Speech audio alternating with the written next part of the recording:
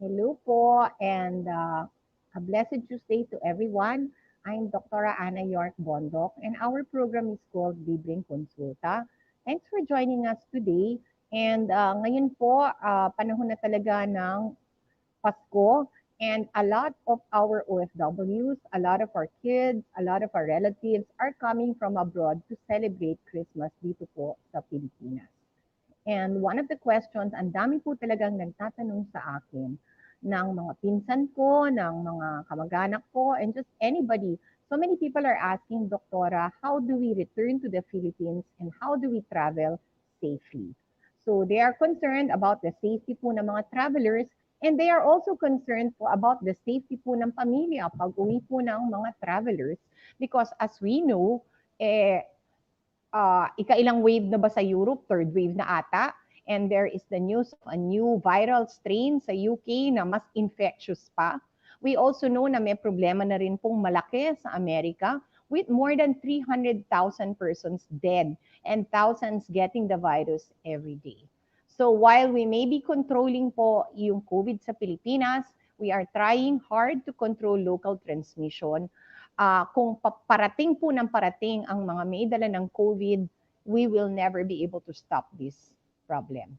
So today po, we invited two persons who arrived from abroad. Both of them are actually my pamangkens, so I will introduce them in a few minutes. Meanwhile, just to orient you po, no, my name is Dr. Ana York Bondok. I am an internal medicine specialist and a pulmonary specialist. I'm also po a 3-term congressman, the wife of a mayor, and the mom po of an 8-year-old. And welcome po today ang mga tanong nyo. Please put your questions below about traveling, about quarantine hotels, swab testing. Itanong na po natin ngayon sa ating pong dalawang guests, their experience po while traveling. You might also want to share po yung mga na-experience ninyo or any thoughts po or questions that you might have tungkol po sa mga nagbiyahe from abroad na pabalik po ng Pilipinas ngayong panahon ng pandemic. Okay? Don't be shy, put your questions below and we will read them. Kung meron po kayong non-COVID questions, pwede rin naman pong ilagay. Okay? I'd like to invite everyone, if you have a YouTube, you might want to subscribe po sa amin. We are now on YouTube, Dr. Anna York Bondo. And please do subscribe, and we are live now on YouTube. So tara, let's start na para malaman na po natin kung paano umuwi ng Pilipinas and how to keep the travelers safe and how to keep po your family and your community safe ngayon pong panahon ng Kapaskuhan sa gitna ng pandemic. So let me introduce po our two young guests. They are both millennials. One is working abroad, both professionals, and one po is taking her masteral studies abroad. So ladies first, our first guest is Miss Architect Syra Margarita Nepomuceno Mendoza. And Syra is an architect who has just recently resigned from her corporate job after 8 years and left last August 2020 to go to the US. So siguro ikikwento ni Syra sa atin later kung ano po yung kanyang pakay. She's actually a masteral student. So Syra, good morning and thanks for joining us. Hello, good morning. Ayan. I'd like to also congratulate Syra on her TikTok award, one of the top 100 TikTokers po sa Pilipinas, and number 5 TikTok educator.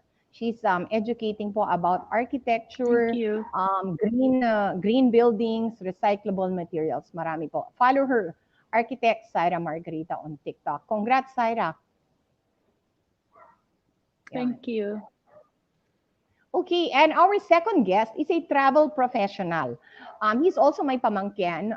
Just to let you know, I'm just coercing pamangkins to join me. Sorry. But actually, sa totoo lang, okay, tumawag yung mga magulang nila sa akin. So, ito yung payback. Okay. So, my pamangkin po is working po as a travel coordinator in Barcelona, Spain with the international company Travel Perk. He has been there for the last 3 years po. And just very recently, he traveled from Barcelona back to the Philippines. And ikikwento po niya yung experiences niya sa Europe, kung paano po doon, what he did on the plane, Cathay Pacific ata si Chico. So I'm very proud to introduce my pamangkin and a travel professional, Mr. Chico Jericho Pascual. Chico, kumusta ka? Magandang umaga. Hi, good morning po, Tita, and good morning to the viewers. Buenos dias. Tama ba yun? Buenos dias. Yeah. Yes, buenos dias. Mali. Yeah. In Catalonia, we also say bon dia. Wow. Yeah. Masaya. Pangarap ko makarating muli sa Barcelona. So, Yes. please share with us. So, okay. Let me read first the question that your parents both asked me, okay? So the question that I got, and I'm getting from a lot of parents po, is, Dear Doctora Ana, my child is returning from abroad po to spend Christmas here in the Philippines with the family. Ngayon po, alam po namin na mataas po ang COVID rates all over the world, especially na po sa Europe and US. Ngayon po, I'm so worried how to keep them safe while they're traveling. And another issue, may mga matatanda ho sa bahay na mga seniors na. How do we protect the seniors naman po from the travelers na wala pong samaan ng loob? Help me, Doktora. So, dami po talaga nagtatanong, and both these kids' parents called me up and asked me that question. So, since really it's gonna be a very big problem po sa dami po ng umuuwi, and there's a lot of confusion po, different rules, I invited these two young millennials po to share their experience. And again, I'd like to stress, no, iba't iba talaga yung maging experience ng iba't ibang tao. Depende po where you're going, and that's another issue po that we will bring up. Kasi hindi po standardized talaga. So, malalaman po natin, and don't hesitate to ask questions. Okay? So, siguro, Syra, tell us, siguro, backgrounder. Okay. Kailan ka umalis? What are you doing in the US? Ladies first. And kwento mo kung paano ka nagdesisyon na to spend Christmas dito sa Pilipinas.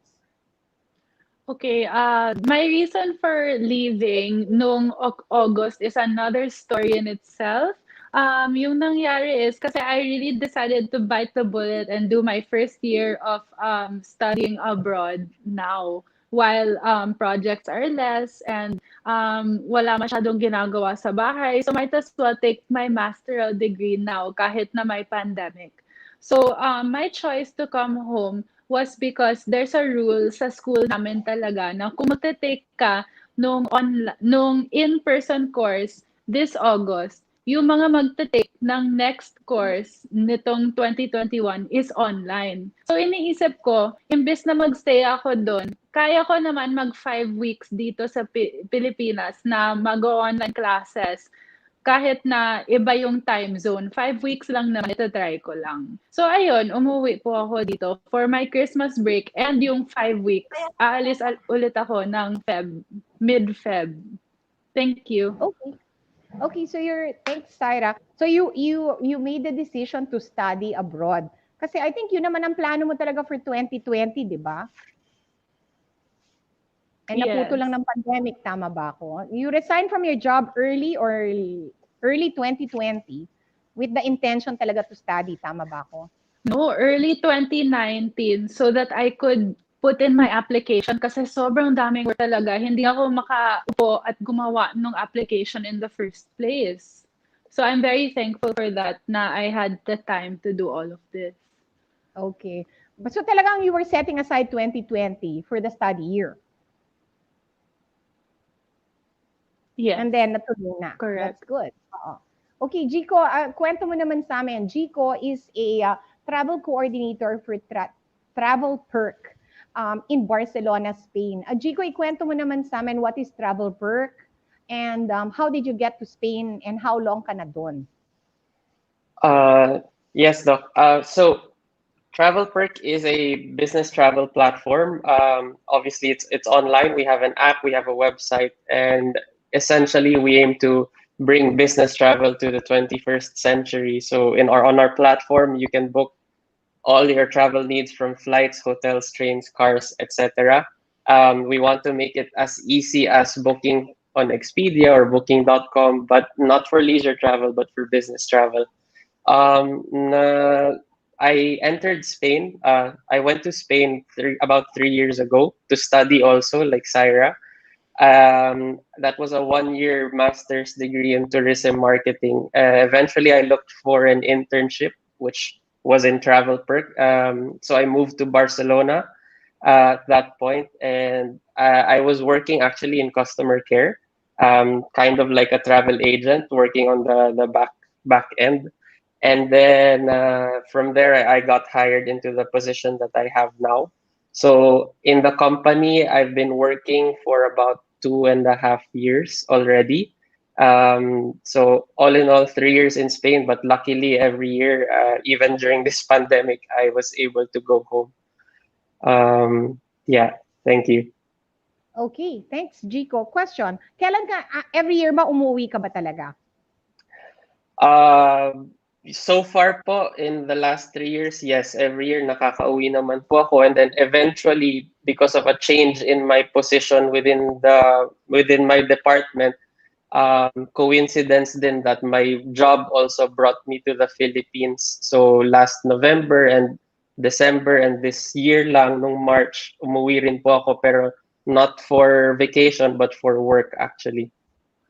Oo nga. Nakwento nyo nga that you had to leave because of the lockdown. And Yes. then, you had to leave also because of your job. Kung hindi, dito ka na forever. Yes. So talagang dali-dali kang umuwi. Yes. Question, how did you decide to go home? Is it because every year lang you go home? Nagdalawang isip ka ba dahil may pandemic ngayon? Did you think, do you have any concerns? Yan. Ikaw, Personally, simula pa lang nung March, nung parang na-realize natin lahat na napaka-unknown ng situation, tsaka hindi po natin alam kung gaano katagal yung magiging sitwasyon ng lockdown at kung ano pa. I imagine na hindi ako makakauwi during Christmas this year. However, around summer in Europe, which was August, September, it seems na nagsistabilize yung situation and we were establishing protocols back in Europe and also for arriving here in the Philippines. So parang nagkakaroon ng possibility. And then basically just talking things through with my family, with my parents, and kind of understanding risk versus benefit. What can we do to prepare? Is it really possible? Eventually we just came to the decision that okay, there is a way, so let's do our best to be responsible and to exercise caution to make it happen. For me personally, parang medyo mahirap din yung life, I guess, sa Spain, lalo na I work in travel with the situation. So for personal and professional reasons, I also valued the time that I could spend with my family. So talagang ginawa na lang din ng paraan. Luckily, nangyari naman po. Oo. So you bought your ticket in the summer. Around October when I bought my ticket, at the end of summer. Okay. All right. Thanks, Jico. Thank Puntahan you. natin, thanks, Jico, for sharing. Talagang mga Filipinos really want to go home for Christmas and we cannot blame them naman. Siyempre, pamilya yan eh. Family. Sarah, yeah, tell me, may nabanggit ka sa akin, how did you choose the airline at saka yung itinerary mo? Kasi may nabanggit ka na you wanted to fly out of San Francisco. Can you share that with us? Oh, it was cheaper to fly Saan out ka of ba? San Yung sa Rhode Francisco. Island ka. Oo. Yes, you're in Rhode Yes, Island. taga Rhode Island ako. Rhode Island School of Design yung school ko. So, there's no choice but to do 3 flights. And then, iniisip ko, actually, pwede siya maging 2 flights kung pupunta akong New York. Pero, if I do New York, magkakar ako from one domestic airport to the international airport. So, iniisip ko, mas okay magstay sa airport, and mag-fly na lang ako to San Francisco instead of bringing out my bags, putting it in a car, riding with one person across the state. So, mas okay talaga galing San Francisco to the Philippines. That was my last flight. And cheaper din to fly out of San Francisco. Okay. Anong airline ang pinili mo, Syra? What airline did you ride? Yung pinili ko was United originally because of the schedule na pwede ako mag-straight. Hindi ako mag-overnight from San Francisco to the domestic leg. So, pinili ko yung United Airlines for that reason. And then, Philippine Airlines talaga coming back because it's a straight flight. Okay. All right. Kwentuhan mo kami, Syra, how was the domestic flight? Yung United. How was the airport in Rhode Island? Kumusta yung mga fellow passengers? What happened? Kasi in Rhode Island, it's really a small airport. So, parang kami lang yung flight na yon na malapit sa gate. Yung mga magfa-flight lang papuntang New York, sila lang yung sa airport at that time, I think. And then, yun. So, maliit lang siya. Pero yung nakakatakot is, yung plane is a small plane. So, puno talaga. Hindi talaga maiwasan na may katabi kayo.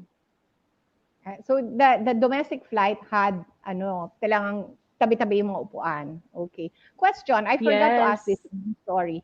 Did you isolate yourself? I mean, how did you prepare for the flight nga pala? Or did you prepare or you just boarded the plane? May ginawa ka bang Meron kaming exit testing na required by the school. Tapos iniisip ko, hindi naman yung required eh. Pero thank God na pinagawa nila sa akin yung test. Kasi pag arrival sa New York, meron palang mandatory na test upon arrival. You have to show it. Okay. But you didn't arrive na in New York. So you had a test before in the school. Yes. Ano siya? Swab test? Antigen test? Do you know? Swab test. I don't know what kind it is, pero iba yung test nila sa States na hindi hanggang dito. Parang ikaw yung magsiswirl dito lang parang Q-tip lang siya na ikaw mismo yung gagawa. Tapos tinitingnan ka lang nila. So you swab yourself sa US, not other people will swab you. Okay. And and then you were negative. How many days yun before you left? Yes. Ano siya? A week before? Ganon? Few days before? No. 2 days before. There's a time limit. I think 24, 7, or 48 hours before. But that was for the school, not for the airline. Tama? Yeah. None. The airline did not require. Okay. How many hours No. yung Rhode Island to San Francisco? Ay, 1 hour to New York, tapos 5 hours to San Francisco, from New York to San Francisco. So nag-ano ka pa, nag-New York. So Rhode Island, New York, and then New York to San Francisco. Yun dalawang yon, Yes. United yon. Yes. And then ano yung sinabi mong Mm-mm. requirement sa New York, Syra?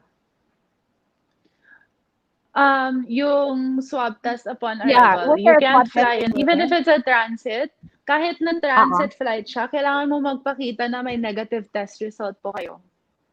Okay, so you had that. Okay. And then from New York, you went Yes. to San Francisco, and from San Francisco to Manila. Sige, puntahan muna natin si Jico, then Opo. I'll go back to you, yung international Thank experience you. mo naman. Ay, wait, last question, Syra. Okay. Yung everyone in the Yes. airport, like ano yung mask situation sa Rhode Island at sa New York at sa loob ng eroplano domestically?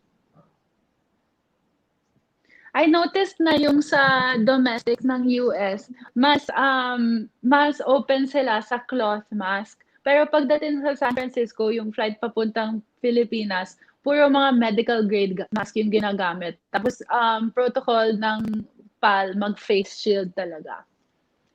So everyone is in a face shield in PAL? Yes, requirement. Okay. All right. Okay. So balikan lang natin si Jico, then we'll go back to the international flight naman from the US. So Jico, ikwento mo sa amin, what are your preparations before you took the flight? I think you told me you took some testing by yourself to prepare yourself also. Kwento mo naman, Jico. And Yeah. are you working out of, and what's the situation nga pala sa Barcelona? Are you confined in your apartment, able to eat out? Hindi ko alam. Oo. Okay. Yes. So in Barcelona, ever since the de-escalation around May, I would say, so we had a hard lockdown of about 2.5 months since March. So around the end of May, we did a de-escalation. Our restaurants started to open up at a reduced capacity. Shops started to open up again. So basically, summer for us was actually pretty normal, except that people were wearing masks. You had to put sanitizer almost all the time, and there was social distancing and capacity limits sa mga restaurants and shops. However, nagkaroon ng second wave around September, October. So obviously at the end of a de-escalated summer, we had the second wave, September, October, which again started to calm down around November. So I would say that in Barcelona, I was pretty much of exercising my own precautions and responsibility on my own. But I would say the general population really at least wears a mask. Sometimes social distancing nawawala, lalo na pagdating sa restaurant because the people in the south of Europe, they're very into socializing and drinking and getting together and gathering.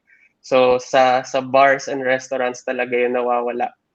But me po, personally, I didn't really go to these places. If ever I did, I would hang out with my friends only at home, siguro sa terrace lang ng apartment, outdoors, and very few people, rather than socializing in a restaurant or in a bar. And because of this trip, and I wanted to exercise as much precaution as possible since I'm seeing my parents who are both kind of who have their risk factors. I really wanted to prepare. There were no exit protocols for Spain. They don't require you to do testing before you go to the airport or anything like this. My airline also, which was out of Barcelona, KLM, and then later on Cathay Pacific towards Asia, they also did not require any specific protocols like presenting a negative test or anything. However, nagkusa po ako na voluntarily a week before my trip, literally 7 or 8 days before my trip, I took an antigen swab test sa Barcelona, just so I could have an idea of my status. prior to this trip, I also got a PCR test nung summer because I went to Italy for my vacation. And I also did an antibody test a few weeks before that because of the office naman. So at this point, nakailang test na po ako. So 1 week before my trip, I did a voluntary antigen swab test. And then from that point on, I stayed at home. I did not meet friends anymore. I did not do dine in at restaurants anymore. Basically, nasa apartment lang ako working from home the whole day. Although lumalabas po ako just to go to church or to go to the supermarket maybe twice. Yung sa church naman po, it was never a problem for me because it's talagang hindi naman siya crowded. In any case, I spent a semi-quarantine, let's say, for 1 week. The day before my flight, I did a second voluntary antigen swab test na negative na naman po just to reassure me at that point na okay, at least up to this point, I had two tests who both said negative. Kasi po alam ko na pagdating sa Manila may PCR test and I did not want to have any surprises as much as possible na biglang mag-positive pagdating sa Manila. So upon arrival in Manila, we had the PCR test. So parang reassurance na yon aside from my two other tests in the last week na in a span of about 9 days, I had three negative tests. So it's not a complete reassurance, but it's as much as I can get, lalo na I'm seeing my parents. Yung mask situation naman po, so I said that in Barcelona, I would say that people are pretty compliant, especially since during the first wave, Spain really had one of the worst experiences in the whole world. Um, so I would say that the people are pretty compliant, even indoors. It only really, I would say, falls apart when people start socializing and drinking at the restaurant na talaga. But aside from that, people do wear masks whether they're shopping, doing their groceries, whether they're in church or in the office or in any other situation. At the airport as well, Barcelona is a very big airport. I think they handle around 60 million, so double the size of Naia, if you can imagine. Um, Everyone was wearing masks. At the time of my departure, we were the only flight. It was at 6 in the morning. So there was absolutely no problem with social distancing or anything like that at the airport. However, the plane from Barcelona to Amsterdam was full. And that has been my experience in Europe. I also traveled during summer, so vacations and all of these things. I People were wearing masks, but the plane was full. And on the long flight, people were pretty compliant. I would say only removing it during the meals or the in-flight service. Yeah, that's my experience. Kumain ka ba, Jico? Or kumusta yung pagkain sa aeroplano? Yes, so I ate because I guess that's my personal perspective or my personal opinion na siguro malakas ang loob, let's say. Kumain. But it is something that I enjoy din kasi while traveling. Okay. All right.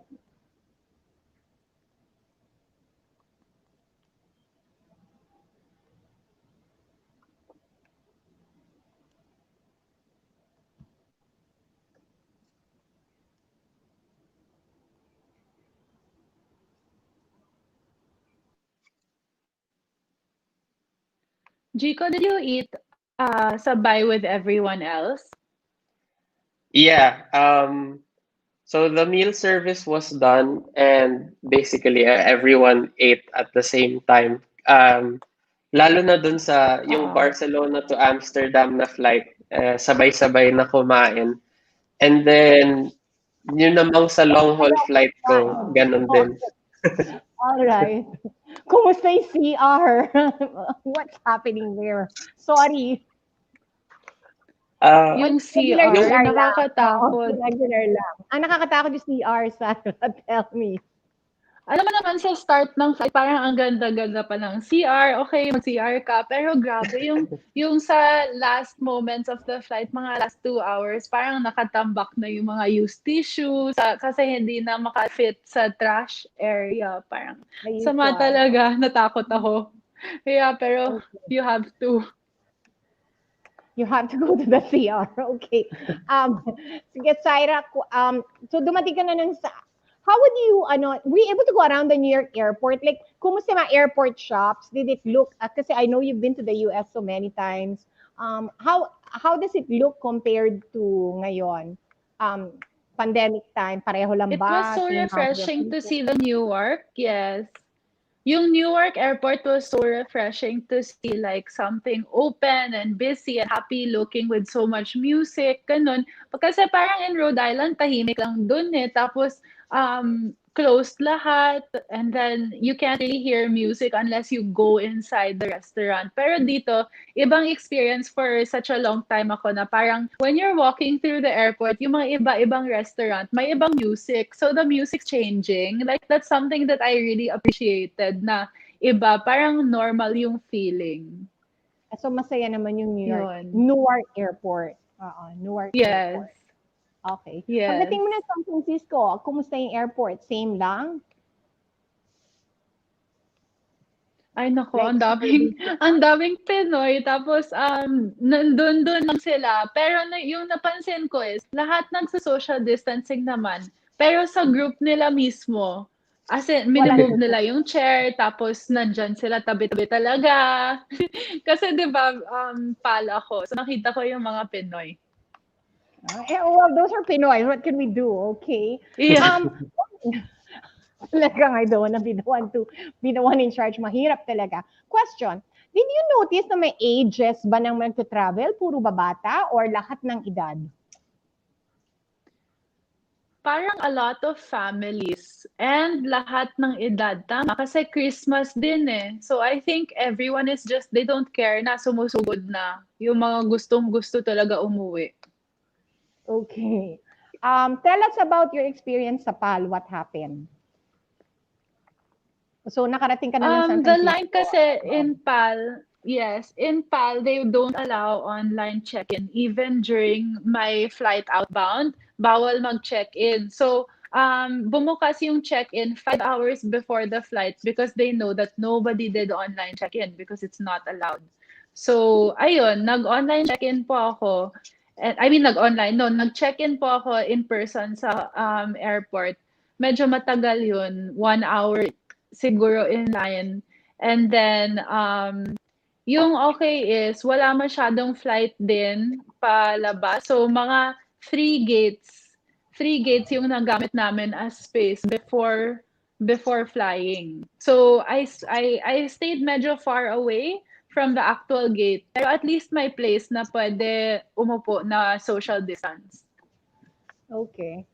And then tell us... Feeling ko kami lang yung sumakop ng buong airport nung time na yun.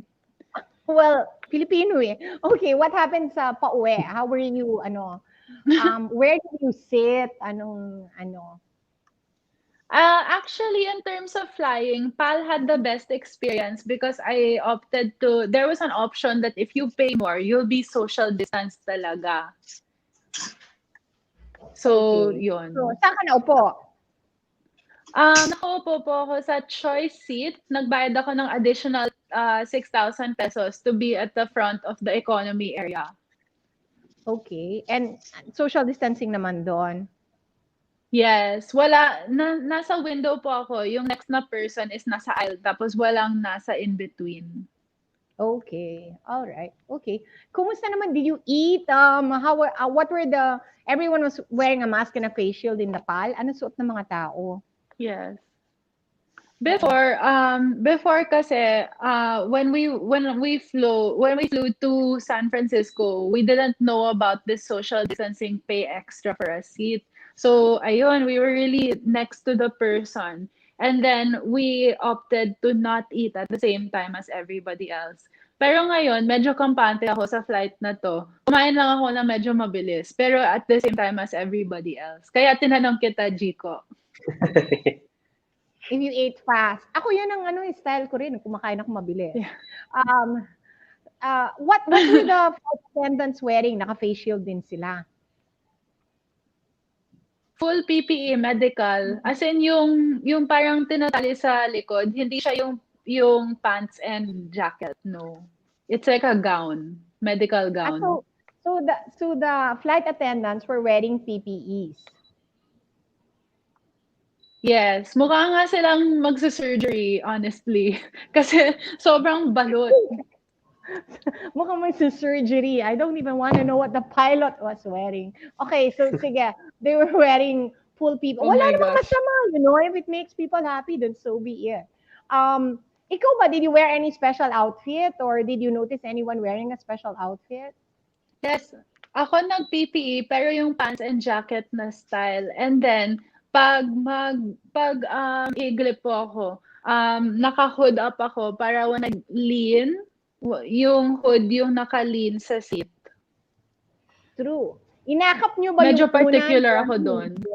No. No talaga. What? Okay, no hugging the pillow. Okay. No, I didn't touch the pillow. Talagang no. Okay. Okay, so no touching the pillow. Okay. Anong nangyari when you got to, sige, puntahan muna natin si Jico on the plane sa cafe. Sa cafe naman. Okay, Jico, what was happening sa Amsterdam airport? And was it normal? Maraming tao pa rin? Please share. Oo. I feel like a rebel compared to Cyrus' experience and decisions. Okay lang yun. Iba naman. So just to kind of give context as well, I had an experience of traveling within Europe during the pandemic. So as I mentioned, during summer, I flew to Italy, I went to Venice, and then I went to Portugal. And actually, at that time, the only difference I can note from summer and the time before the pandemic was bawas ng tao and nakamask yung mga tao. But apart from that, my experience was, I would say, pretty normal. So if you can imagine sa airport, bukas yung mga tindahan, bukas yung mga restaurants. And in this experience, coming home to the Philippines, when I did my transit in Amsterdam, I was there for about 4 hours. I would say it's pretty normal. I've been through Amsterdam a number of times prior to the pandemic, and I would say it was pretty normal to me, except that everyone was wearing masks, and usually in the stores and restaurants, hiwala yung entrance sa exit, and obviously my hand sanitizer. I didn't notice people particularly na naka full PPE or anything like this, but there were a few people who were. During my flight from Barcelona to Amsterdam, that's about 2 hours. They did a meal service and the flight was full, but everyone ate at the same time. Yung crew ng KLM, naka-mask lang, but apart from that, nothing really. And personally, I thought the experience was okay. Hindi ako nag-CR during that flight, and I believe the crew said that you had to raise your hand or something and kind of let them know if you were gonna go to the washroom. For my long haul flight with Cathay Pacific from Amsterdam to Hong Kong, I booked a seat in premium economy, so I imagine that it would be pretty spaced out. And actually, nung flight na my section of the plane, my cabin was about 32 seats. Pero tatlo lang kaming pasahero dun sa 32-seat cabin na yon. There were, I would say, around 60 people in economy class, and I'm not sure in business class, maybe 6. So it was very easy to do social distancing, at least in my cabin. There was literally nobody beside me, nobody behind me, nobody on my entire row, and there was another guy in the row after that. In Cathay Pacific po, there was still a pillow which I still used. I was confident that they sanitized it as they said that it would be. They did a meal service and they still had the snacks and everything mid-flight. And I would say that because napaka-konti nung pasahero, anything that I asked for, they were giving to me. So I actually ate a number of times during my flight of 12 hours from Amsterdam to Hong Kong. And I had no problem at all with using the washroom. I also found it clean. They said that they cleaned it every 30 minutes or so. I don't think that they did, maybe because maybe there was no need since really it was empty. Konti lang kayo, oo. Yeah. Galing. And then just the reason I flew with Cathay Pacific is only because of convenience in my case kasi may status. So I imagine anytime na magkaroon ng aberya yung ticket ko, mas madali kong makontak yung customer service. So actually, when I bought my ticket up to the time that I took my flight, mga 6 times po nagbago yung ticket ko. I was supposed to Wow. transit through Frankfurt, tapos biglang Amsterdam, tapos biglang London, tapos biglang Amsterdam, tapos nagpapalit yung days. So ang daming uncertainty. And the reason I flew with Cathay was because of my frequent flyer status, which really helped me in this case. There was no duty-free service during the flight. And yung flight attendants ng Cathay Pacific, lahat sila nakamask. A few others I noticed were wearing the goggles, but not everybody. And they do not require a face shield from the passengers. And they give you they called it a Cathay Care Kit, but it was basically an extra mask and antiseptic wipes. Yung experience ko transiting in Hong Kong, it was very short. It was a very short stopover of 50 minutes. So literally for the people traveling to Manila, may nakaabang na ground staff ng Cathay Pacific sa gate. So when we disembarked the aircraft, in-escort nila kami through expedited security and diretso sa boarding gate.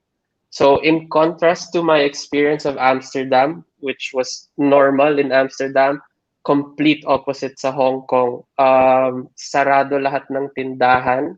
Hindi lang sarado, pero as in boarded up. I mean, the word that I can imagine to describe it is actually desolate because Hong Kong is such a huge airport, and from all of my experiences traveling through Hong Kong, it was always busy. It was always, exciting. It's like being in a huge shopping mall. But this time, it was completely empty. We walked through almost the entire terminal because the arriving flight was at gate 10 and the departing one was at gate 50 or something. And literally, parts of the airport, the floors were opened up para silang nagre-renovate. And sa tingin ko, they're taking advantage of the time na wala masyadong pasahero to improve the airport, but it also shows me na medyo matagal-tagal tong ganitong situation there. So there was no restaurants, no shops, at least from what I saw. But then again, we literally walked through the entire airport to board the next flight kaagad. Yung flight ko naman from Hong Kong to Manila was also in premium economy. There were more people. I would say it's a plane of like 360 passengers. Pero siguro mga maybe 100 or 120 people yung nakasakay. In my cabin, wala na naman akong katabi. But I would say out of 32 seats, maybe 20 were occupied. It was the same experience. They still did a meal service. They still, the attendants were just wearing a face mask. Pero wala namang naka full PPE. So in a nutshell, that was my experience. So you would say iba yung experience sa Asia versus sa Europe? Yeah, I completely see the difference. Also with the people traveling in Europe, sari-saring tao, old people, young people, babies, families, everyone was traveling. But in Asia, mostly I didn't see any seniors, for example. I didn't notice any families from Hong Kong to Manila. Wow. So, matindi. Oo. So, iba talaga yung mindset, basically. Yeah. Iba yung mindset ng Asia. Okay. So, siguro let's break muna tayo before we go kung anong nangyari sa NAIA at kung paano sinugod ng Coast Guard yung plane in a full PPE. Sige, let's be ready for a few questions lang para bumati lang tayo. Okay? So, Miss Reina, mag-post ka naman ng konting questions para ano. Parang meron ata ditong tiga Qatar na nag-share. Or any questions? Ayan. Miss Rains, would you mind to read it? Okay po. From Miss Luz Biminda Arambulo. I'm here in Qatar. Quarantined for 7 days in the hotel. Before I came here, I should have a PCR test valid for 96 hours for Qatar Airways. It's a 9 hours travel. We also ate twice in our flight. Meron na pong social distancing sa loob ng Qatar Airways. 1 seat apart. Sa airport pa lang po sa Qatar, before you leave the airport, you should have an Etheraz downloaded in your phone. Yellow for quarantine my 5 days sa hotel. Swab ako pag nag-green na po. Ibig sabihin, negative ang swab result and pwede na lumabas. Ayan. So, nasa Qatar si ma'am. Parang she went from the Philippines to Qatar, tama ba? Oo. Okay. Any other questions? Thank you for Luz Bivinda for sharing. Sige, may tanong ba, Ms. Rain? Sorry, Doktora, medyo naputol po. Ano po yun? Please flash anything else. Okay, required here. Would you mind to read it? Yes, from one of our viewers, Doktora Ana, required ba to book a hotel beforehand? Siguro sasagutin ng itong mga ito. Syra, tell us upon landing what happened to you. Oo. Sa Kailangan Pilipinas. po talaga mag-book ng hotel beforehand kasi meron kang form na isa-submit sa kanila prior to checking in. I will verify on the check-in kung fill up mo talaga yung form na yon, and it has all of the details needed, like contact number is very important, and quarantine hotel. And they also check the booking sa San Francisco pa lang. Ayan. Yun. Kwentuhan mo kami when the plane landed. What happened? Did you just go out to the terminal normally or what happened? Oo. Oh, when the plane landed, they checked for our QR code and they checked. What did they check? Gico, may chinek pa sila. Hindi ko lang maalala kasi 4 a.m. ako naka-arrive sa Pilipinas. Tulog ka Medyo, pa. yeah. Wearing the hoodie. May chinek sila. Passport and I think yung QR code. They kept on asking for a QR code which came along with when you do that form. They'll give you a QR code. Oo. Okay. So ano bumaba lang kayo or did somebody storm the plane o paano? May mga officials ba na pumasok sa plane or you were just able to go down? May Coast Guard na pumasok. May Coast Guard na pumasok para i-check one by one yung QR code na sinasabi ko and yung passport.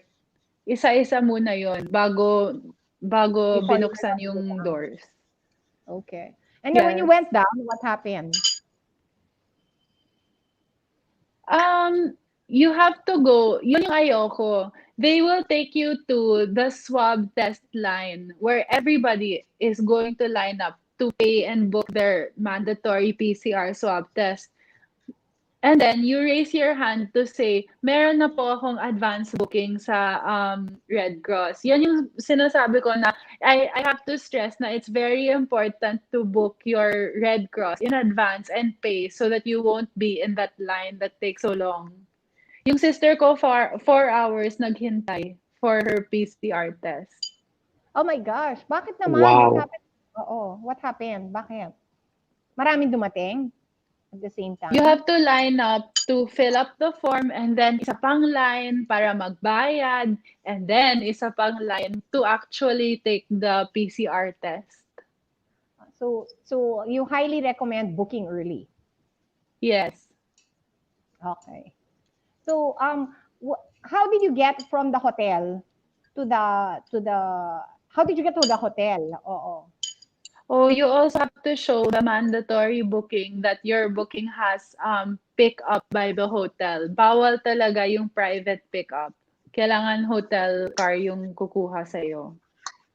Okay. All right. So, what hotel did you book, Syra? Saan ka? I booked in Aruga here in Okay. Rockwell, Makati, and it proved to be very useful because as soon as my negative test result came out, it was by 12 hours. So 4 o'clock a.m. ako dumating. 4:30 dumating yung email na negative ako. So, pinapunta ko yung asawa ko sa room and we were allowed to spend the night there kahit na it's supposed to be for quarantine. Oh, okay. Because you already have a negative swab test. Yes, allowed na. Oh, okay.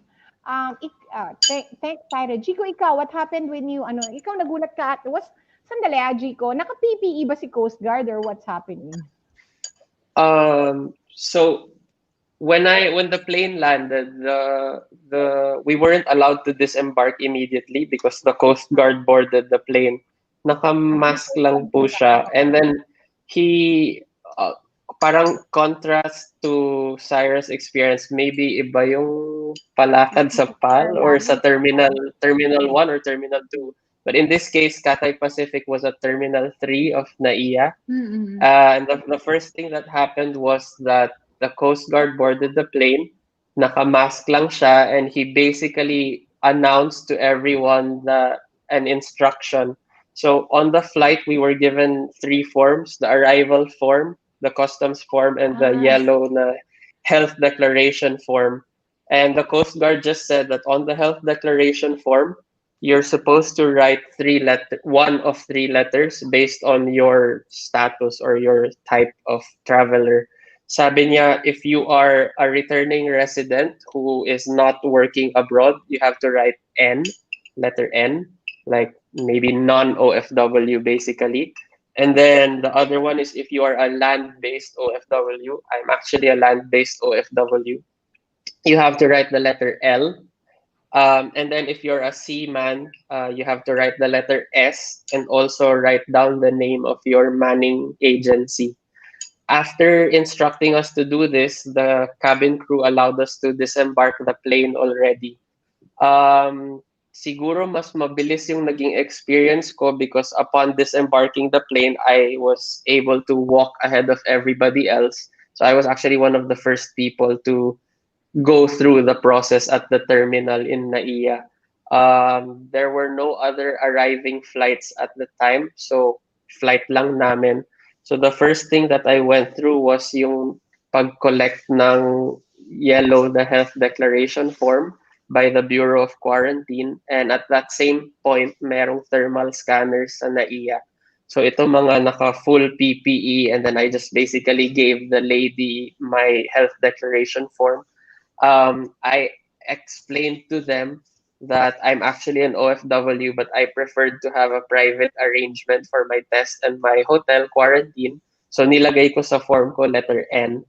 And the lady told me naman that it was okay, and then she directed me to a holding area for non-OFWs.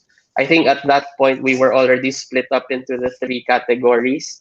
Upon reaching the holding area, it was basically a verification step.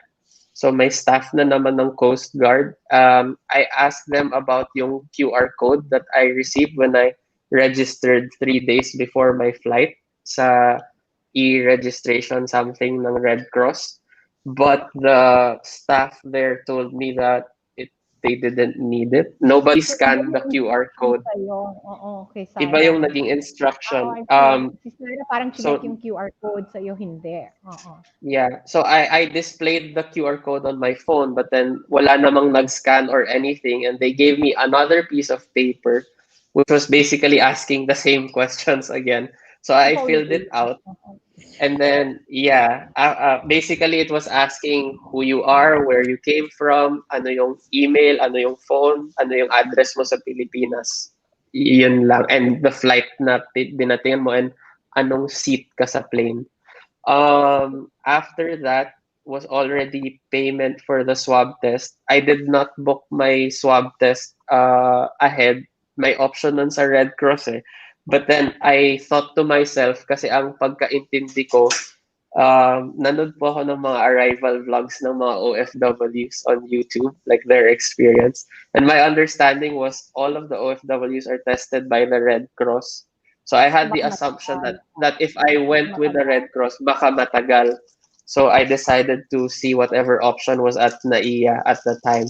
So after nung verification, I had to pay for a swab test. It was a private provider.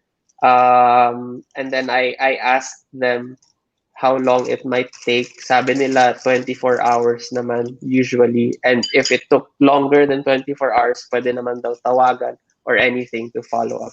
So binayaran ko yung swab test ko doon.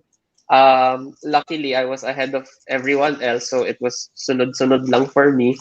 After paying, I did the swab test. I explained my situation again, and I asked about the 14-day requirement. And I was told by the Coast Guard and by the nurse who swabbed me that if it's negative, I did not have to continue the 14 days unless my province pa daw ako napupuntahan who might have a different protocol on top of what they were doing in Manila. So I did the swab test, and then after the swab was passport control na, so sa immigration. After immigration, there was a desk with the Department of Tourism. They checked my hotel booking. I booked at Discovery Suites in Ortigas. And then at that point, I asked again about the 14 days, and they gave me the same explanation na if negative na there's no need unless ibang province. And I also was asked to sign an affidavit of undertaking. So I read through that, and it only said that I agree to undertake a quarantine at a quarantine facility until a negative swab result. Pagkatapos po nung Department of Tourism na verification of my hotel, I took my bag, and then I gave my form to the Coast Guard, and I was able to exit the terminal. I booked my airport to hotel transfer also with Discovery Suites para dire-diretso na. Okay. So that was my experience arriving. How long did it take you to exit the airport, Jaco? Would you say? I would say it was about 30 minutes. But Wow, again, because I was ahead of everybody else. dahil mabilis ka maglakad, But no? yeah, but Ikaw, I can ano, imagine. matagal Yeah. kung maraming ano, oo. Yeah, kasi apat lang yung desk and all of that. So ilan yung swabbers? 4 lang. Yung sa private po na provider, 2 lang yung cashier nila, 2 lang yung nag-verify ng payment and naglalagay ng mga barcode sa passport. And then I think 4 lang yung nagsaswab. So I can imagine kung 100 yung non-OFWs, magtatagal po talaga yan. Yung sa Red Cross naman po, I noticed they had 6 swabbing booths, but there are a lot more OFWs, so it depends, I guess. Oo nga. Thank you, Jico. Syra, ikaw, how long did it take you to get out of the airport? I would say maybe 2 hours din kasi even though there was only one person in front of me in Red Cross, they only had one booth for registration and one booth for swabbing. Tapos parang it was inefficient pa yung Red Cross kasi parang yung magsaswab pumupunta sa registration, parang tulungan sila sa registration. And then pupunta yung magsaswab ulit sa swab niya. So would you say that the swabbing and then yung natagalan. So nagtatagal in the swabbing. Yes, and the next one, what I appreciated this time was wala nang carousel, straight na siya, naka-line up na yung bag sa carousel area, nasa floor na sila, and then you just choose your bag, and then there's a porter who'll give it to you. And then yung natagalan po ako was mga 20 people in line ahead of me for verification of the hotel. Okay. Would you say mas and then konti 3 yung mga lang. tao? Oo. Since sanay ka namang umuwi na sa Christmas, would you say lesser ang mga tao sa NAIA ngayon or pareho lang? Oh or yes, paano? mas lesser na po kasi parang mukhang kami lang yung arrival ng time na nun eh. Okay. Minsan did you mga arrive? 2 or 3 yung carousel. 4 a.m. Okay. Thanks, Syra. Jico, ikaw, anong oras ka dumating? Gabi ba? Like, bukas ba yung mga stores is what I'm trying to ask. So my flight arrived at 9:40 in the morning on a Friday. I did not notice any. No, actually, some stores were open. So in the EF3, when you disembark the plane, usually there's a duty free right before immigration. That one was closed. But after exiting baggage claim, there are a few restaurants dun sa parang waiting area. I think may Jollibee dun na open. Okay. So at least yon meron. But then the airport itself was basically empty from what it normally is during Christmas. Ayan. Okay, thanks, Jico. Thanks, Syra. Siguro marami nagtatanong eh. I guess people also want to know. Oo. Miss Reina, please read us the questions. Okay lang sa inyong dalawa. Let's answer a few questions. From me, Mhm. from another live viewer, any recommendation for tips for travelers? Oo. Ikaw, Jico, sa susunod, halimbawa may nagtanong sa'yo, Jico, anong recommendation mo sa akin? Anong mare-recommend mo sa kanya para mabilis siya? Mhm. Um, in my case po, sorry, just 1 second. Oo. O sige, Syra muna. Oo. Sige. Anong My biggest recommendation? tip would be talaga to really book your PCR in advance. Yes, yun talaga. And to just make sure that you follow social distancing because based on my research, yung wild card daw talaga is at the airport, not on the flight. Sa airport talaga yung delikado. Bakit why would you say mas delikado sa airport? Because in your eating, in your shopping, pwede ka maging hindi masyadong social distance rather than when you're on the plane, you're just mostly sitting down in your own area, nakamask. Okay. Yes, may point Yes. naman. Oo. Yun. So, ang advice mo talaga is to plan ahead, basically. Don't just board the Yeah. flight na wala kang ano. Tama. Ikaw, Jico, oo. Any thoughts?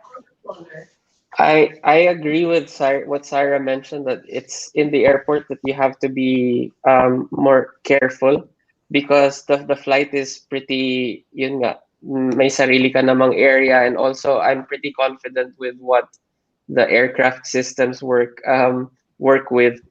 Prior to my job now, I was working in aircraft engineering.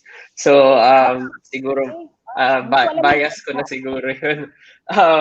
But yeah, I aside see. from that, I think that it's also a matter of responsibility, and that you have to be conscious and you have to be aware that you're using your mask properly, that the people around you are also complying with the regulations, and aside from that, prepare before the trip. Keep yourself healthy. Take your vitamins every day. I know that travel is always tiring. Is often stressful, lalo na pag long haul, kulang sa tulog, and all of these things. But it's important to keep yourself healthy and prepared. Ayan. Jico, hindi ko natanong sa'yo, what are the safety precautions in the quarantine hotel? Like, is it possible to escape? Umeskapo dun sa quarantine hotel. Sorry. So in Discovery Suites po, basically I imagine that upon arriving we would have, I don't know, a separate arriving area, a separate hallway, a separate check-in counter. But to my surprise, it was actually the same. It was the same driveway for everyone else. It was the same check-in desk for everyone else. In fact, when I was checking in for my quarantine hotel, there were other people who were coming and going. Not a lot, but there were other people coming and going to the check-in desk. However, after check-in, the elevator was at least separated and it was controlled. You cannot simply use it or go to any other floor. Upon reaching the floor of my hotel room, I believe the entire floor was reserved for people doing hotel quarantine. I noticed there was also a guard. There are tables outside of the hotel room, so whatever meals you had would be left on the table, and you personally are not allowed to leave the hotel room at any time until your checkout. Ayun. Okay. Sa Syra, question. Pagkaalis mo ng hotel, thanks Jico. Syra, question. Pagkaalis niyo yung dalawa, this for both of you, when you went out of the hotel, meron pa bang advisory na sa LGU, sa barangay captain, or has anyone called you or asked you kung kumusta na kayo? Nothing. But one protocol that they said is that when you get your negative test result, you have to email it to the hotel para makita ng Coast Guard at bigyan ka ng go signal para pwede na umalis. Pero I think that there was already a Coast Guard stationed in each hotel to check on it. Yeah. Okay. What happens after you went home? What are you doing now? Currently, I'm on day 4 of my 10 days quarantine. On day 9, I will take a PCR test. And then on day 10, I'll go to my parents' house where we will celebrate the rest of the holidays. So for Christmas, I'm just here at home with my husband. Okay. Pero requirement ng mommy mo si PCR, not naman the government. No, it's more of a personal thing. But if we wanted to... Okay, so it's not a government requirement. I think it got cut.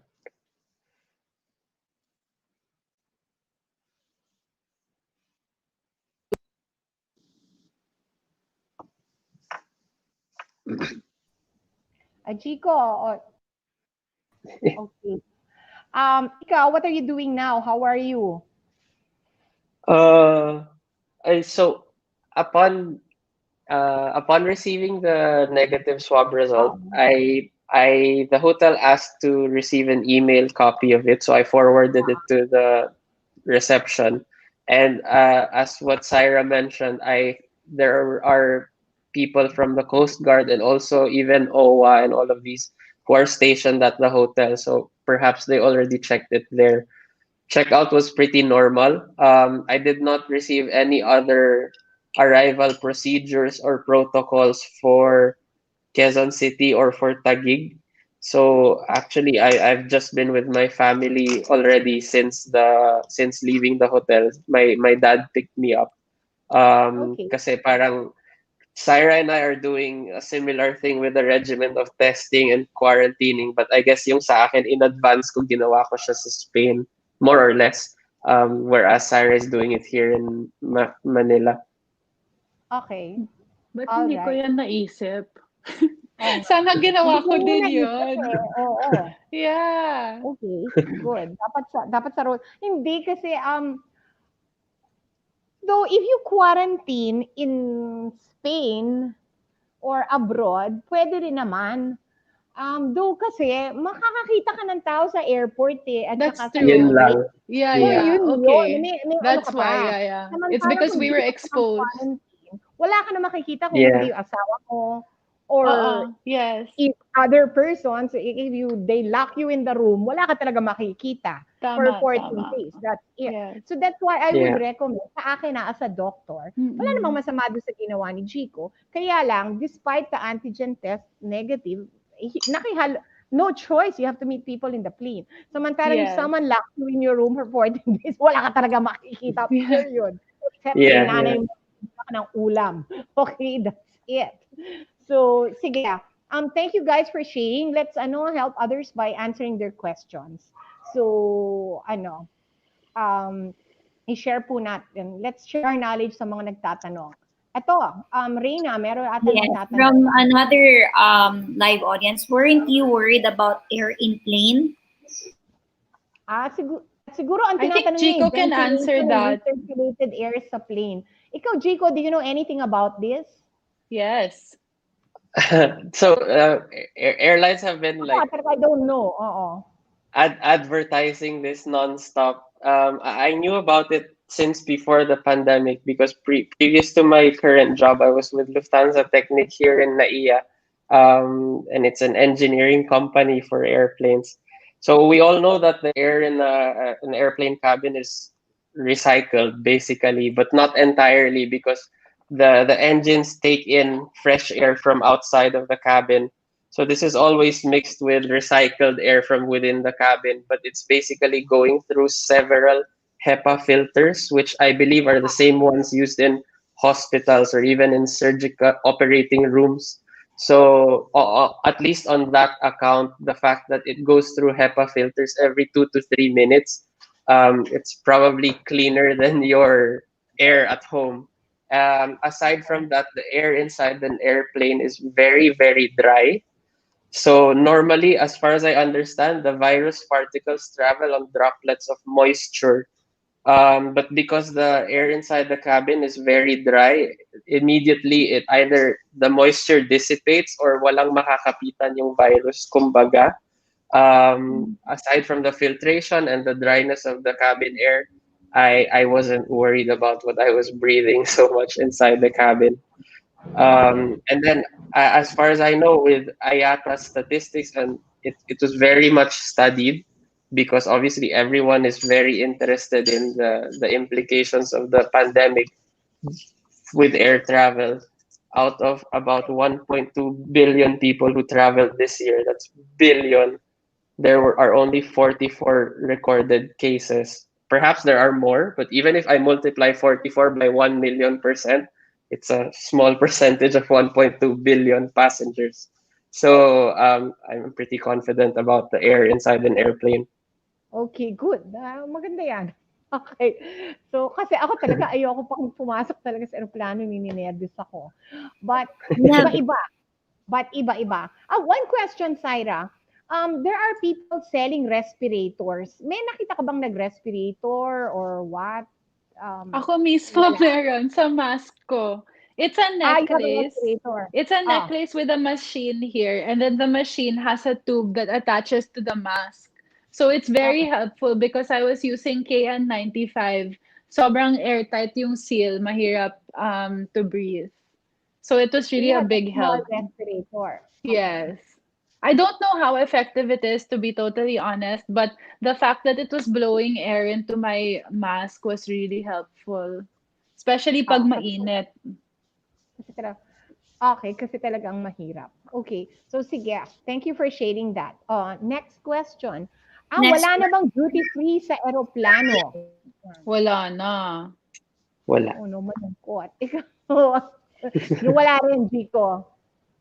No, to reduce the contact between the crew and the passengers daw po. Okay. Yeah. All right. Next question. Uh, From Miss Luz Viminda Arambulo, yes, Doc Ana, need po magpabook ng hotel before magpunta dito sa Qatar. Kasabay ng booking ng ticket ng booking ng hotel. Hinahanap na po sa airport sa Philippines bago mag-check-in. It's the same for okay. the States coming here. Kailangan. Yes, opo. When you went to the States, sige nga, let's ask a few questions. When you went to the States, at the height of the pandemic, kwentuhan mo kami, Syra. Kahit They brief were lang. only allowing essential travel out of the Philippines. So I had to show that I was a student and I was going to go to the States to study. But once you enter the US, sa immigration, wala na silang pake about if you were allowed to come here or what. They'll let you in. Meron bang And swabbing then, sa US? Wala. meron silang free na swab test po. So we availed of that free swab test super near our hotel when we arrived in Rhode Island.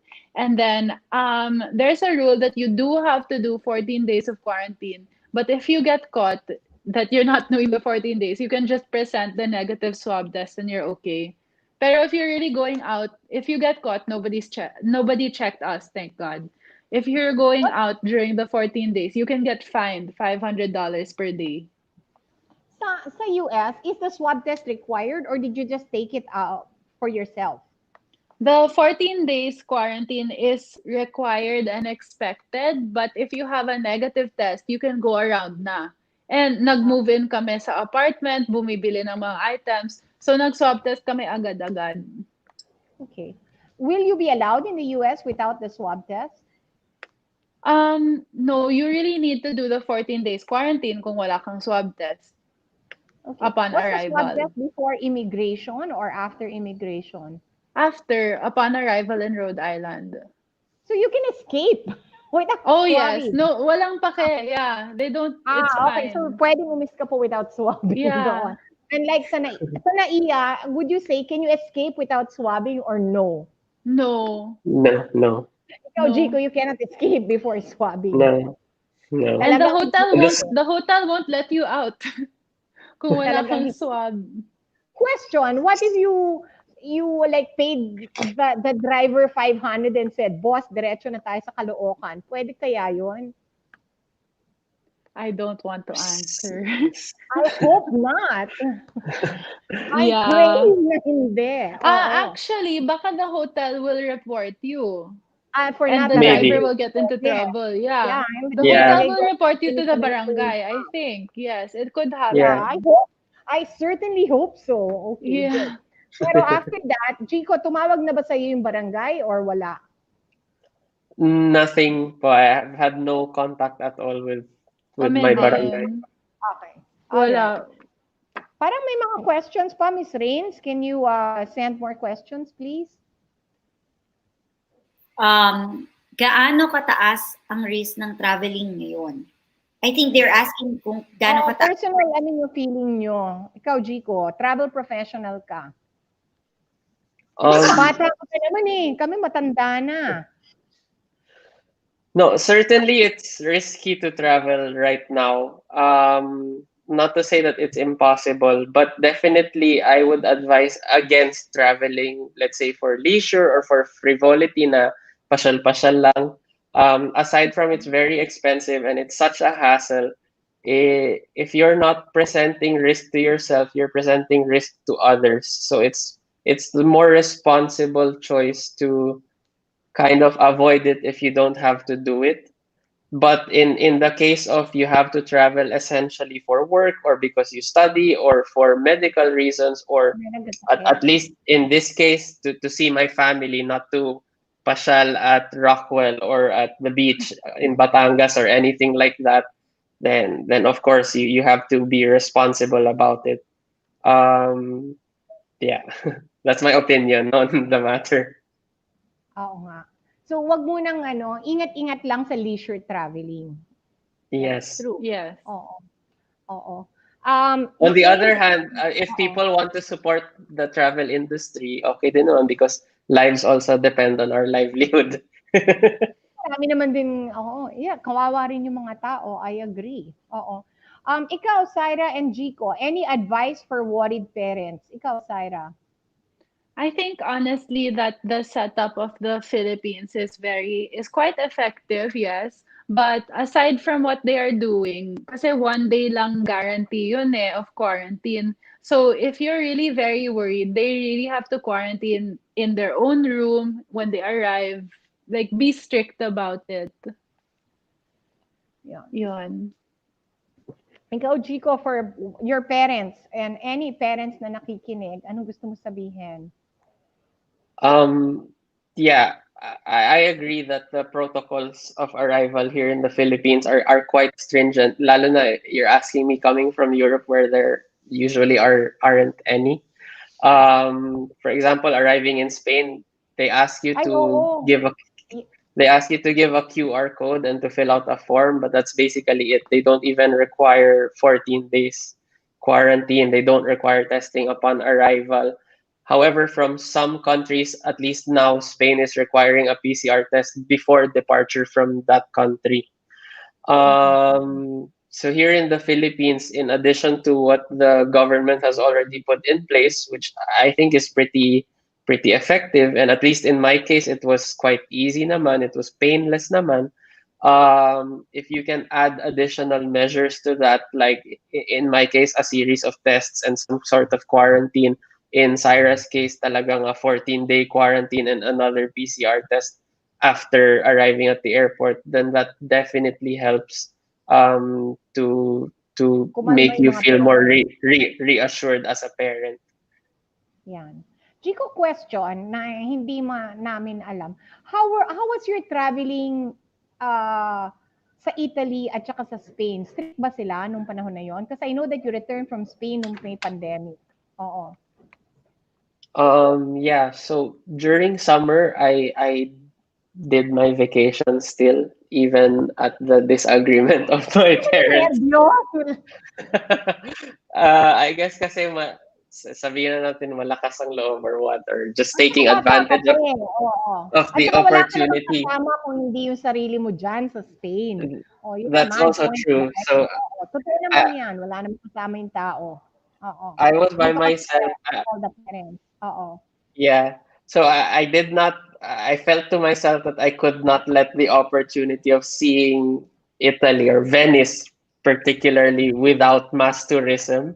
So talagang that was an amazing experience Okay. to be Walang there maraming for. tao. Yeah. Oo. Yeah, so walang mga tuli, walang tour groups, walang any of this. It was a little inconvenient because some places were closed, or obviously you had to walk around wearing a mask and it was very hot. But aside from that, it was quite nice, I have to say. Yeah, and yun nga, travel in Europe even during summer or even during the pandemic feels pretty normal, and probably in the US domestically it probably feels normal as well. I'm not sure. Except na nakamask lang yung mga tao and tuyong-tuyo na yung kamay mo kakasanitize. But then that's it. But the hard part is a lot of the attractions like museums and yung mga parks siguro, a lot of them are closed. Yes. Sa inyo, yung mga museum. They were open, but then Galing. reduced capacity, which made it even better. I mean, imagine now wala kang kaaway to view the whatever you wanted to see. That's amazing. Yes, actually, yes. Actually, meron yung reports ng mga bata nagta-travel kasi mag-isa lang sila and wala naman silang parents na may infect sa bahay, unlike sa Pilipinas, na we live with our lolos and our lolas and our parents and That's everybody true. else. So pag uwi mo talaga, there's a possibility na mahawa talaga lahat ng tao. Ayan. So, pero sa abroad, mag-isa lang kayo. So, sino naman ang i-infect nyo kung di sarili nyo? Tama naman. So, sige. Another question. Miss Reina, pakibasa lang. From YouTube live viewer po natin. What happened to the app that was pre-downloaded? Syra, ikaw, anong nangyari sa app? Did you put your results in? Anything that happened to your app? No, I just registered it and then I was just showing everybody who asked for it sa airport, sa check-in, sa arrival. Meron ako. Pero wala naman eh. Like, it's Hindi compared to pinag- the one about the Singapore, yeah. Oo nga. No, Tama. wala. Miss Reina, would you mind to share yung experience sa sister mo sa Singapore? Or best friend mo? Yeah. Yung best friend ko, Doc, just went to Singapore last 20th. No?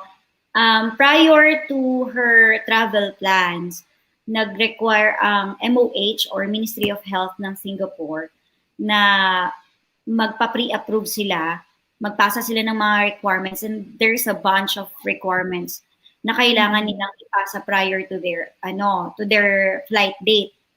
So they have to secure a round trip ticket, one of the requirement. Round trip kailangan may returning ticket here in the Philippines.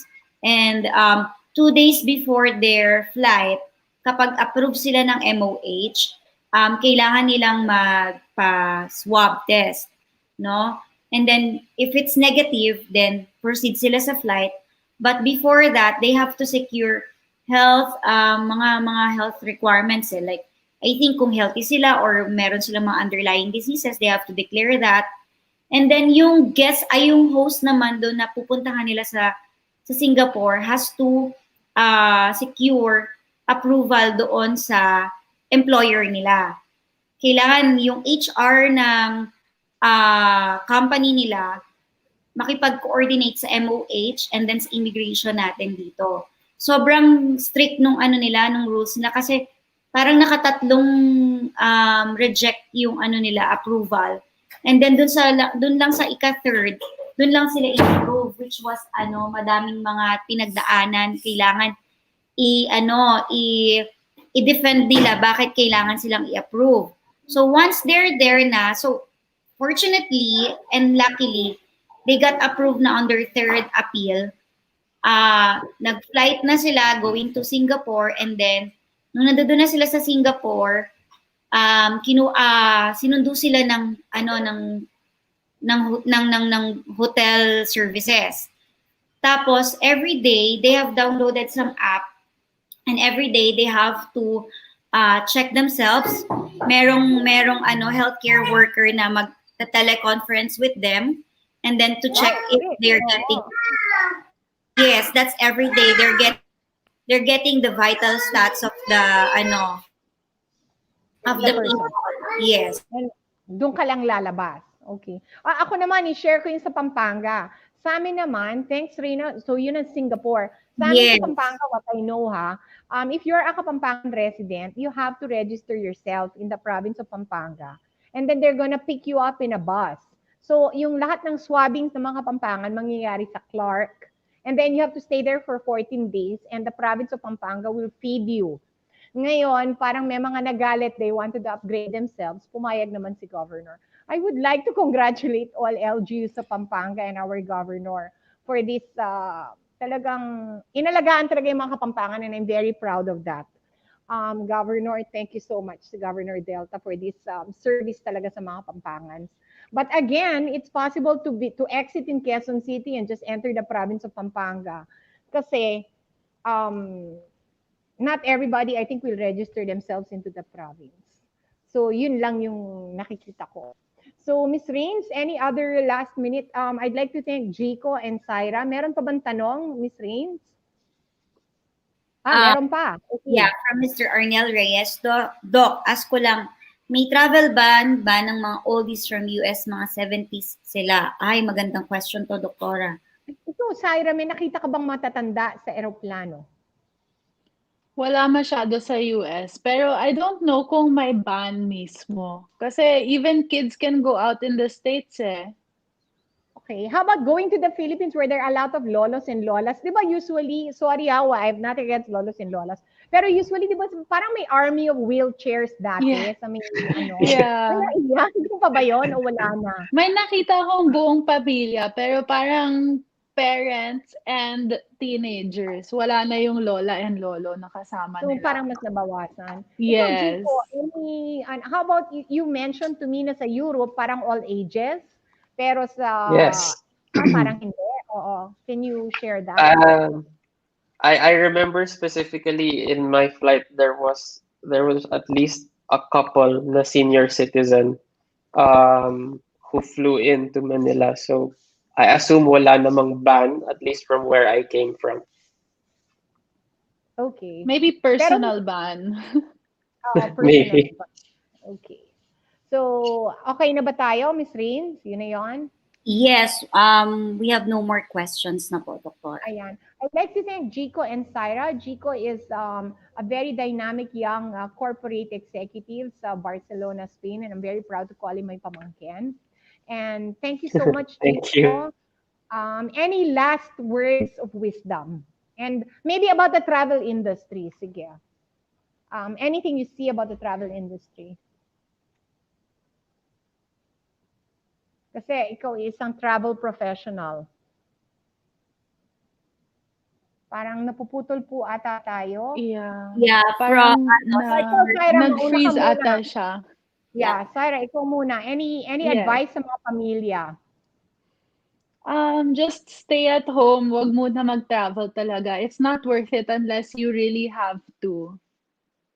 Oh, it's my dad. Hi. Hi, Dad. I can't wait to see you on the 28th. From Mr. Paeng Nepomuceno at Paeng Bowling. Hello, Dr. Ana and Sam. Ayan. Si Syra Ayun. po is the daughter of world champion Paeng Nepomuceno. Yes, Yeah. nag-shoutout na po ako. So, I guess, ako, my advice there's a limit talaga to what the government can do.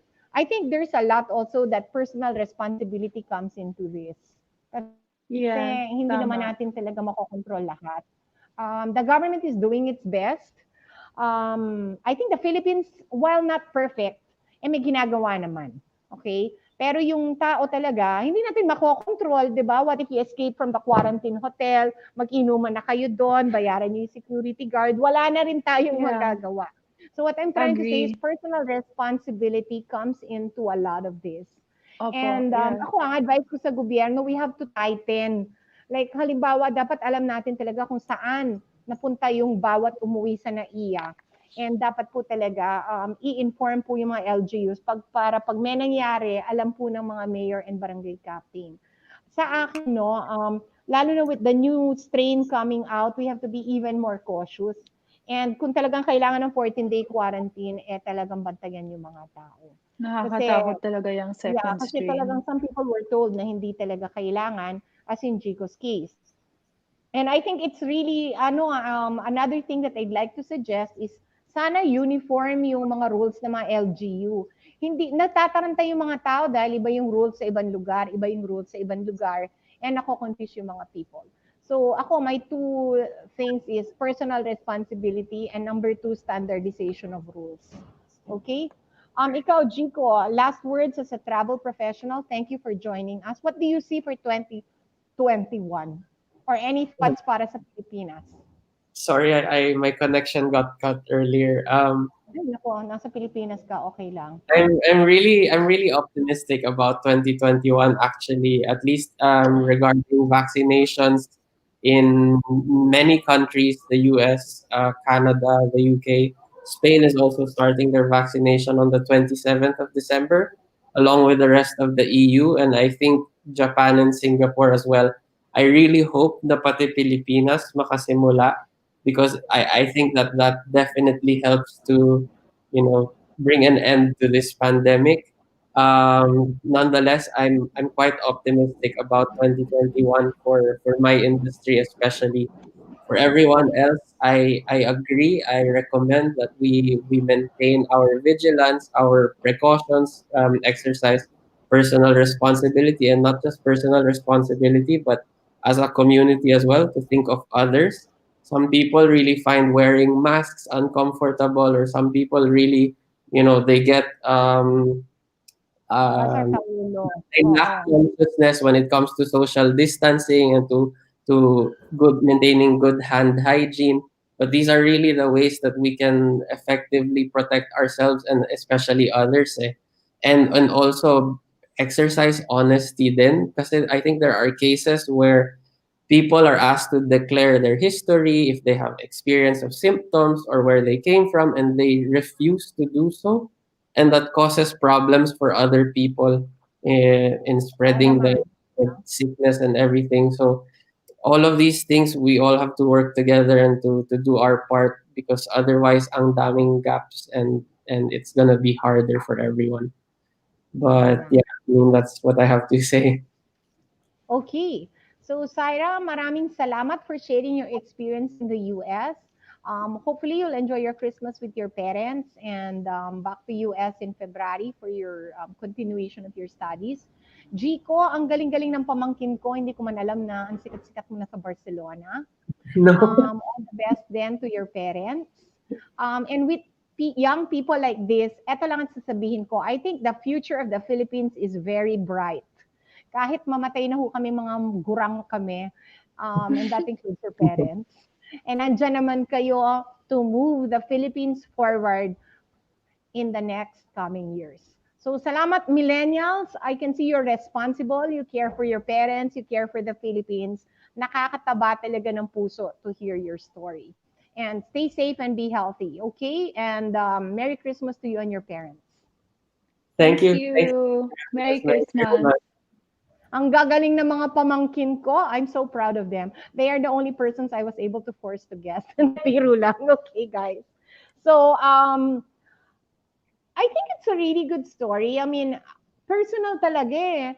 And you know, people experience the pandemic based on where they live. Tingnan mo, iba yung attitude sa Europe, iba yung attitude sa US, iba yung attitude sa Pilipinas, iba yung attitude sa Asia. People experience the pandemic differently from where they live kasi it's cultural. Ako, I believe it's not only health, it's not only politics, pero talagang malaki yung influence ng family at saka culture talaga.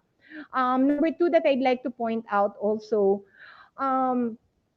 because of the culture also, tingnan mo naman what's happening in Europe. They have, I don't know kung anong wave na doon. Sa US, tidal wave na ata, okay? Ito lang ang sasabihin ko, sa Pilipinas, you might say, why do we need to be strict? Well, you know, the Philippines is not a first world country. Konti lang ho yung mga ventilator dito, okay? Konti lang. I think there's only 1,500 in the entire country. Konti lang po yung mga ICU, konti lang po ang mga doktor. So pag nagdagsaan po yung mga COVID positive sa ospital, it's going to be a nightmare. So the only way we as Filipinos can protect ourselves is to be socially responsible po talaga. May limits po talaga kung anong kaya ng gobyerno, kung anong kaya ng mga doktor, pero tayo individually kaya natin if we want to do it. Okay? And thirdly, for the government po, ito yung message ko talaga. There are transmissible COVIDs going around Europe. Sa akin po, no, we need to tighten yung 14-day quarantine. Hindi sa akin lang I'm uncomfortable with people leaving the hotel after a negative swab test. Sa akin lang po, I would really want to suggest a government-monitored 14-day quarantine. Kung pwede naman hong mag-quarantine sa bahay, so be it. Pero this is the meaning of quarantine, isususi yung tao sa loob ng kwarto.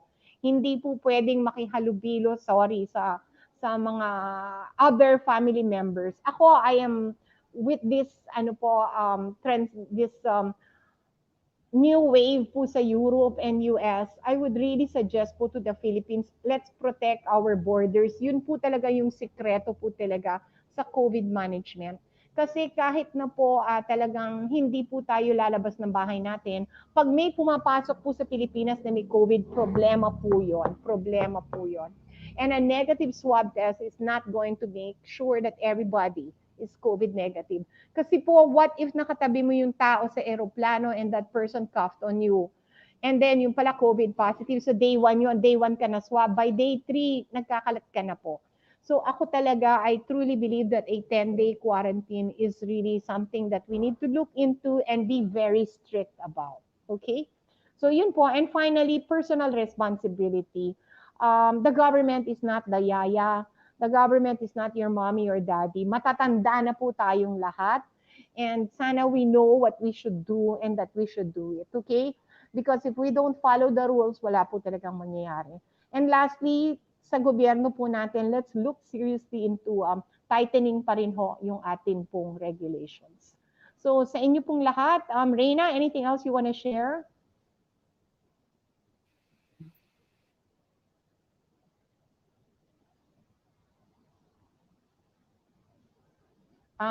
Parang mahina po. Hello, yan. I'm all in agreement sa mga shinare po ni Sir Jico and ni Ms. Sam and also you, Doktora.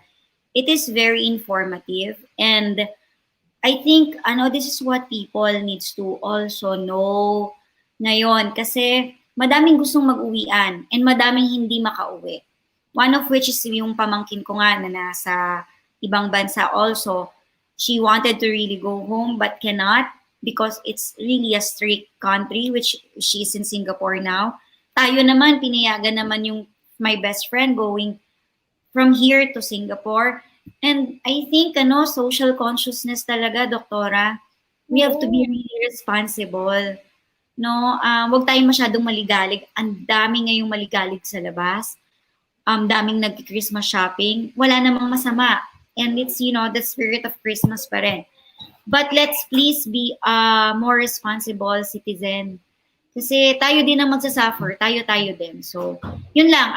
If I may have to add, I really like this conversation. And please watch everyone. We have replays.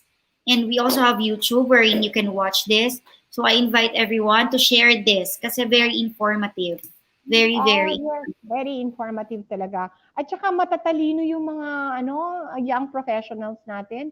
Sabi ko nga, Reyna, it gives me hope. Ikaw, bata ka pa rin. Kahit mamatay na lahat ng mga matatanda, magagaling naman yung mga millennials natin. Not that we want anyone to die, okay? But it gives me confidence about the next generation. So yun lang po. Yes, our millennials need to work. Our millennials need to study. They are the future po of our country. So I like the fact that they are personally responsible din. Nakita mo naman yung mga actions nila talaga. Iba't iba yung kanilang ginawa, but you could see their consciousness to try and protect their parents. And that's how much they love their parents. Nakita mo? I would like to habol, no, Doktora. Gusto ko yung shinare mo kanina na what you're doing on your local, your LGU in Pampanga. So I hope, yeah, I really am thumbs up with that. I hope then, no, ma-invite din yun ng mga ibang LGUs. Kasi that's the only way we can protect. I mean, LGU has to step up on each of their localities. Kasi if not, madaming cases. At saka walang mag-govern. And the LGU has to do that. Nobody else but the LGU. Kaya lang, how will the LGU know naman? Bakit may connectment ba si national government dun sa LGU? May listahan ba? Sana meron. I'm hoping na meron. Yes. And that's how dito na siguro papasok yung national government. Itong dalawan to, nobody contacted them and 2 different LGUs na sila. Okay? So, merong gaps and loopholes doon sa sistemang yon. May and disconnect. again, as I said, or what if you went to Quezon City and then nobody called you and then after 3 days, nagsasakyan ka going to Pampanga? Wala na kaming magawa. We don't know. Talagang we don't know. So again, the personal responsibility po of everyone comes here. So sa inyo pong lahat, last message, traveling po itong Christmas.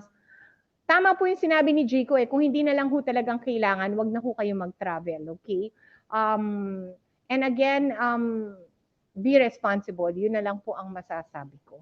So to everyone, thanks for joining us. Tomorrow po, our topic naman po is about Santa Claus. And of course, with Santa Claus po comes kids. How can you help your kids enjoy this Christmas kahit po may pandemic? Kasi po, nagtatanong ang mga bata, tuloy pa ba ang Pasko? Darating pa po ba si Santa? Bakit po walang QR code si Santa? Ayan, naswab ba si Santa? Hindi kaya senior si Santa, bawal lumabas. Okay? And my son yelled at me, immune si Santa. All right? So let's talk about kids. Let's talk about Christmas. And then on the 24th, let's talk about how to protect ninong and ninang nitong Christmas or bakit yung mga ibang tradisyon ay kailangan na pong baguhin. Okay? So sa inyo po, we have a full lineup before Christmas. Hope you can join us. Thank you so much. Ingat po lahat. YouTube, Dr. Ana York Bondok. Ingat po.